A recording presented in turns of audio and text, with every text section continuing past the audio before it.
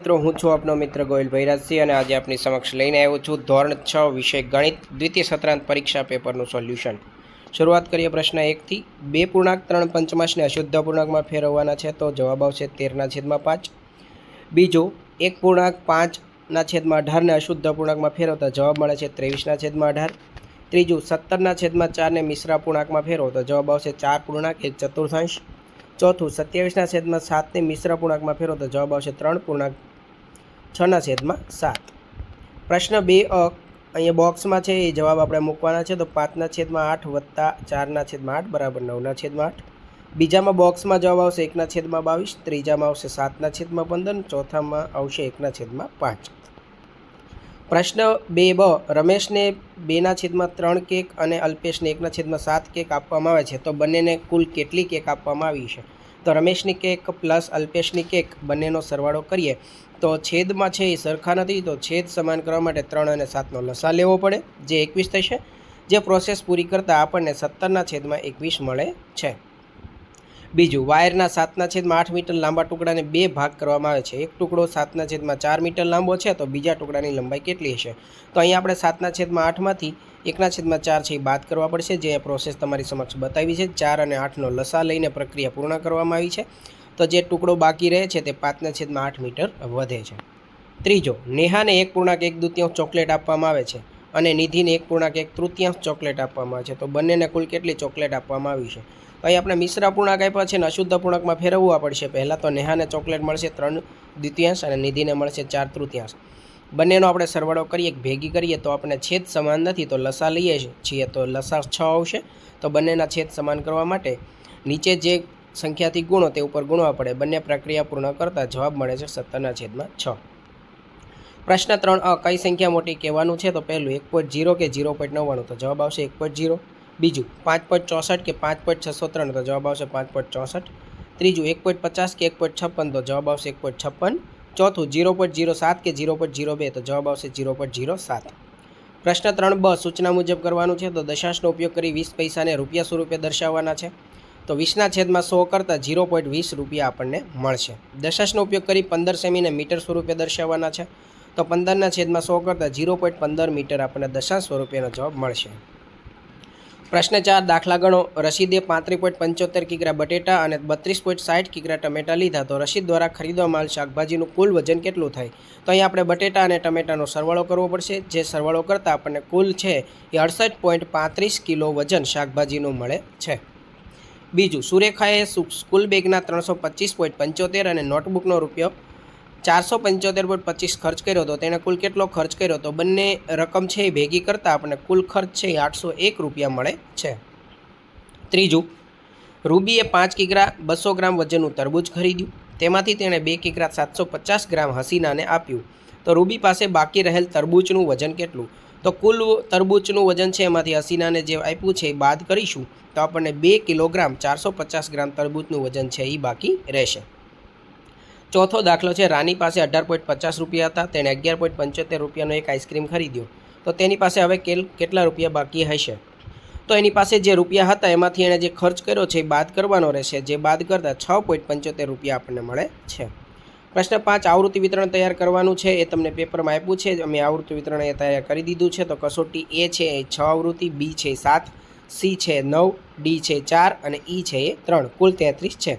બીજામાં મીઠાઈનું આવૃત્તિ તો વિતરણ તૈયાર કરવાનું છે તો લાડુ છે 11, રસગુલ્લા છે 9, જલેબી છે 7 અને બરફી છે 3 કુલ 30 મીઠાઈ છે। પ્રશ્ન 6 આલેખ પરથી પ્રશ્નના જવાબ તો આપણે જવાબ જોઈએ તો સૌથી ઓછી ઘડિયાળ શનિવારના દિવસે બનાવવામાં આવી। બીજું ગુરુવારના દિવસે સૌથી વધારે ઘડિયાળ બનાવવામાં આવી છે। ત્રીજું આપેલ અઠવાડિયામાં કુલ 3800 ઘડિયાળ બનાવવામાં આવી છે અને ચોથું ગુરુવારે 800 ઘડિયાળ બનાવવામાં આવી છે। બીજો જે આલેખ ઉપરથી પ્રશ્નનો જવાબ છે તો જોઈએ તો ગામ ડીમાં સૌથી ઓછી સંખ્યામાં ટ્રેક્ટર છે। બીજું ગામ સીમાં સૌથી વધુ સંખ્યામાં ટ્રેક્ટર છે। ત્રીજું બી ગામની સરખામણીમાં સી ગામમાં 3 ટ્રેક્ટર વધુ છે અને ચોથું આ 5 ગામમાં કુલ 28 ટ્રેક્ટર છે। જોડકા જોડવાના છે આપણે અહીં જવાબ સીધા લીધા છે। લંબચોરસનું ક્ષેત્રફળ તો લંબાઈ ગુણ્યા પહોળાઈ, 4 ગુણ્યા લંબાઈ તો એ ચોરસની પરિમિતિ છે, 2 કૌંસમાં લંબાઈ વત્તા પહોળાઈ તો એ લંબચોરસની પરિમિતિ છે, ચોરસનું ક્ષેત્રફળ તો લંબાઈ ગુણ્યા લંબાઈ અને સમબાજુ ત્રિકોણની પરિમિતિ તો 3 ગુણ્યા બાજુની લંબાઈ। પ્રશ્ન 7 પહેલાં આકૃતિની પરિમિતિ શોધવાની છે તો પરિમિતિ એટલે બધી બાજુના માપનો સરવાળો બધી બાજુના માપનો સરવાળો કરતાં આપણને 44 સેમી જવાબ મળશે. બીજો દાખલો, 50 સેમી લંબાઈ અને 20 સેમી પહોળાઈ ધરાવતા લંબચોરસની પરિમિતિ શોધો. તો લંબચોરસની પરિમિતિ બરાબર 2 ગુણ્યા લંબાઈ વત્તા પહોળાઈ, તો 2 ગુણ્યા 50 સેમી વત્તા 20 સેમી એટલે 2 ગુણ્યા 70 સેમી કરતાં 140 સેમી જવાબ મળશે.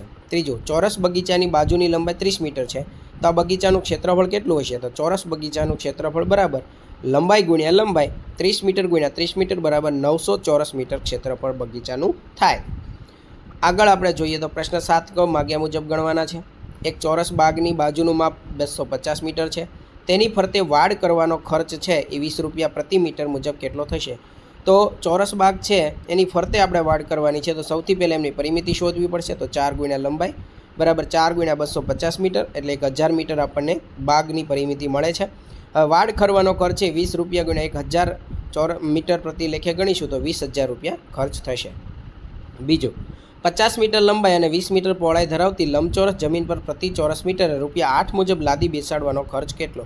તો લાદી છે એ પહેલાં આપણે લંબચોરસ જે જમીન છે એનું ક્ષેત્રફળ શોધીશું. તો અહીંયા આપણે તમારી સમક્ષ શોધ્યું છે કે જમીનનું ક્ષેત્રફળ લંબાઈ ગુણ્યા પહોળાઈ 50 મીટર ગુણ્યા 20 મીટર છે, તો 1000 ચોરસ મીટર થશે. લાદી બેસાડવાનો ખર્ચ 1000 ચોરસ મીટર ગુણ્યા 8 રૂપિયા એટલે 8000 રૂપિયા થશે. પ્રશ્ન 8 છે, વિધાન ખરું ખોટું જણાવવાનું છે. એકબીજાને બાજુથી અડીને દિવાસળીથી બનાવેલા બે ત્રિકોણમાં 6 દિવાસળી હોય તો વિધાન ખોટું છે. એક પેટીમાં 6 કેરી છે, તો n પેટીમાંથી કેરીની સંખ્યા માટેનો નિયમ 6n થાય તો વિધાન ખરું છે. ત્રીજું, મૂળાક્ષર C ની n match stick pattern C બનાવવા માટે નિયમ 2n છે તો વિધાન ખોટું છે.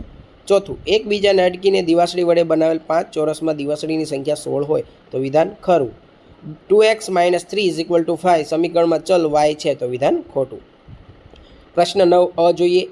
એક વર્ગમાં 30 છોકરાઓ અને 20 છોકરીઓ છે, તો છોકરાઓ અને છોકરીની સંખ્યાનો ગુણોત્તર શોધો.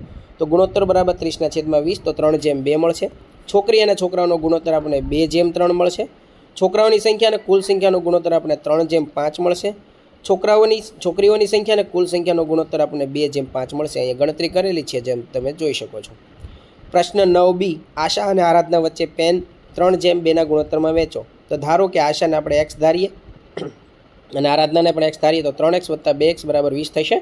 તો 5x = 20, x = 20/5 એટલે xનું પરિણામ છે 4 મળે છે. હવે આપણે xની કિંમત મૂકી દઈએ તો આશાને છે 12 પેન મળશે અને આરાધનાને 8 પેન મળશે. બીજું, 15, 45, 40, 120 સંખ્યાઓ પ્રમાણમાં છે કે નહીં તે નક્કી કરો. તો 15/45 કરતાં 1/3 મળે છે અને 40/120નું પરિણામ પણ 1/3 મળે છે. તો આ સંખ્યાઓ છે એ પ્રમાણમાં છે, જે કે સમપ્રમાણમાં છે. ત્રીજું, રસના 7 ડબ્બાની કિંમત રૂપિયા 210 છે, તો રસના 4 ડબ્બાની કિંમત કેટલી? તો આપણે 210/7 કરીએ તો આપણે 1 ડબ્બાની કિંમત 30 મળે છે, તો 4 ડબ્બાની કિંમત આપણે 120 રૂપિયા મળશે.